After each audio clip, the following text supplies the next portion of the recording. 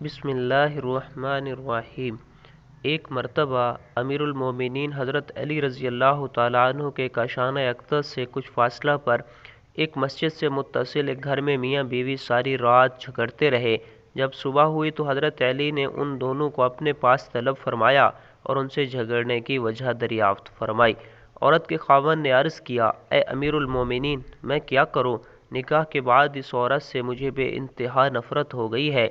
میرا رویہ دیکھ کر اس عورت نے مجھ سے جھگڑنا شروع کر دیا، جس سے بات بڑھ گئی اور ہم دونوں میں ساری رات تو میں ہوتی رہی۔ یہ بات سن کر حضرت علی رضی اللہ تعالیٰ عنہ نے فرمایا، تمام حاضرین کو وہاں سے نکل جانے کا حکم دیا۔ پھر عورت سے فرمایا کہ تم سے جو سوال کروں گا تم اس کا بالکل درست اور سچ جواب دینا۔ اس کے ساتھ ہی آپ نے فرمایا، اے عورت، کیا تمہارا نام یہ اور تمہارے والد کا نام یہ نہیں ہے؟ عورت نے کہا، اے امیر المومنین، آپ نے بالکل ٹھیک بتایا۔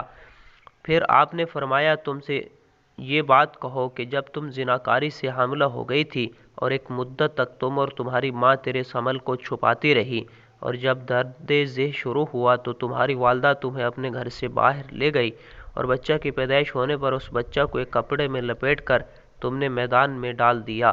اتفاق سے اس وقت ایک کتا اس بچے کے قریب آیا تو تمہاری ماں نے اس کتے کو ایک پتھر مارا، مگر وہ پتھر کتے کو لگنے کی بجائے بچے کو لگ گیا اور اس کا سر پھٹ گیا۔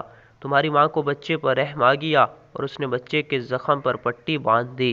پھر تم دونوں نے وہاں سے راہ فرار اختیار کر لی، اور اس کے بعد تم دونوں کو اس بچے کی کوئی خبر نہ ملی۔ کیا یہ واقعہ سچا ہے؟ عورت نے اقرار کرتے ہوئے کہا، اے امیر المومنین، یہ واقعہ بالکل سچا ہے۔ عورت کے اعتراف کے بعد آپ نے فرمایا، اے نوجوان، تو اپنا سر کھول اور اس عورت کو دکھا۔